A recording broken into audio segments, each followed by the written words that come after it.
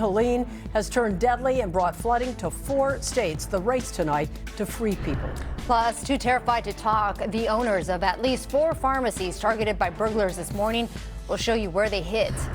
And a situation that one community says stinks, literally. A recycling plant that has irritated Watts for decades meets an expanded indictment. The news at 5 begins right now.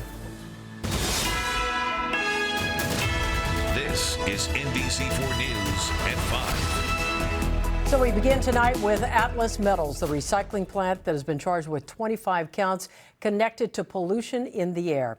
Good evening, everyone. I'm Colleen Williams. And I'm Annabelle Sedano. It's not just pollution. The plant has been tied to 3 explosions in the last 22 years, with the most recent explosion happening last month. NBC4's Ted Chen has the latest from authorities and how people in Watts are reacting to it. Ted. Colleen, Annabelle, it was a 24-count indictment. Now it's a 25-count indictment against Atlas Metals because of the explosion that happened there last month. And now neighbors are hoping this is the beginning of the end.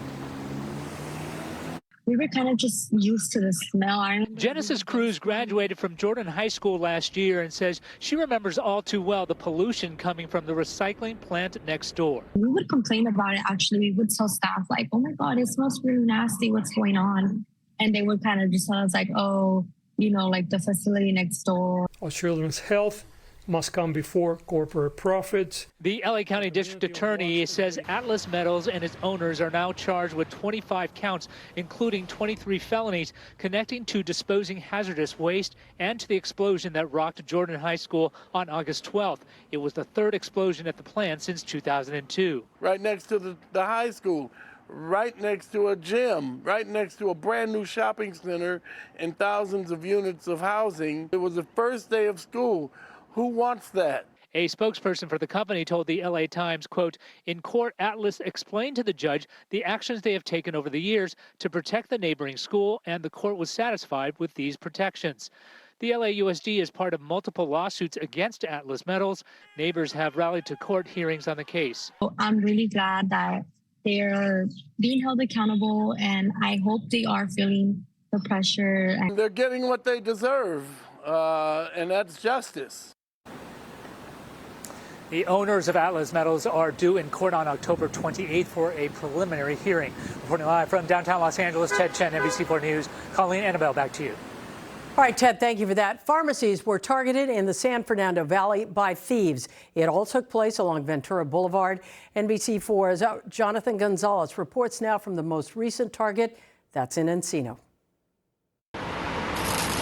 It was an early call for the owners of the Encino Care Pharmacy. Only the work they're focused on today isn't selling prescriptions, it's fixing their front door and gate. The LAPD says this was one of 4 pharmacies that were burglarized early this morning in the San Fernando Valley, from Woodland Hills to Encino, along a 6-mile stretch of Ventura Boulevard. The first break-in happened just after 3:30 a.m. in Woodland Hills. You can see 3 men breaking into the store inside the Southern California Medical Center. The owners say they took cash and took off. Yeah, it does. Just an hour later, police say the same men hit a second pharmacy, this time in Tarzana. Surveillance video shows the men breaking in through a back door. The owner was monitoring the cameras from home and called police. Police say this is where they first learned it was actually 4 men involved, and they were driving around in a gray or blue Dodge Durango SUV.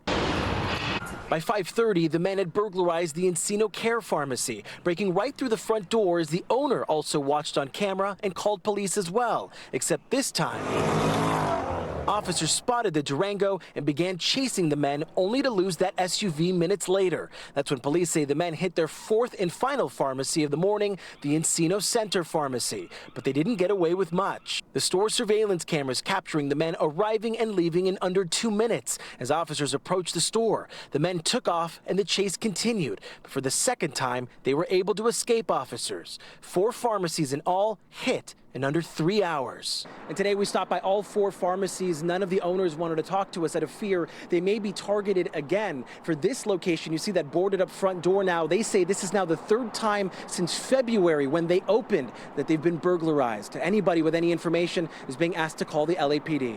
Reporting in Encino, I'm Jonathan Gonzalez, NBC4 News. We now know the name of the man killed during a hijacking on board a Metro bus.